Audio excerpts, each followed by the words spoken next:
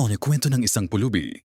Sa ilalim ng sikat ng araw, sa gilid ng abalang lansangan, naroroon si Mang Tino, isang pulubi na may mabigat na dalahin ngunit may magaan na ngiti. Sa kanyang maruming damit at kupas na sombrero, madalas siyang makikita na nakaupo sa bangketa.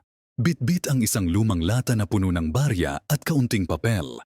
Si Mang Tino ay dating karpintero, isang taong marangal na naghahanap buhay para sa kanyang pamilya. Ngunit isang araw, isang malagim na sunog ang sumira sa kanilang tahanan. Kasabay nito, nawala ang kanyang asawa at 2 anak. Sa tindi ng kalungkutan, hindi niya muling naibalik ang dating sigla. Unti-unti, nawalan siya ng trabaho at napilitang mamuhay sa lansangan. Sa kabila ng kanyang sitwasyon, hindi kailanman nawala ang kabutihan sa puso ni Mang Tino. Kapag may sobrang barya, binibili niya ito ng tinapay at ibinabahagi sa mga batang lansangan na mas bata pa sa kanya.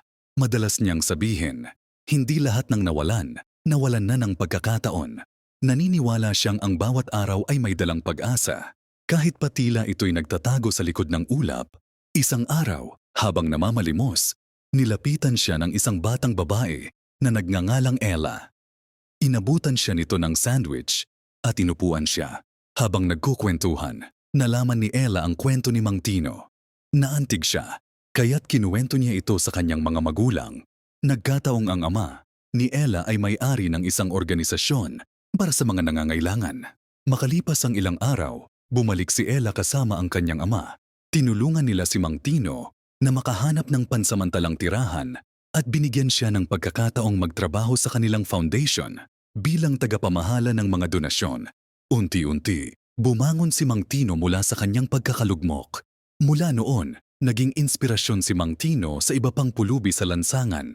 Ang kanyang kwento ay patunay na kahit gaano kabigat ang buhay, may pag-asa kung patuloy kang maniniwala at magpapatuloy. Sa bawat pagkakataong ibinibigay, maaring bumalik ang ngiti sa isang pusong matagal nang nakalimot lumigaya.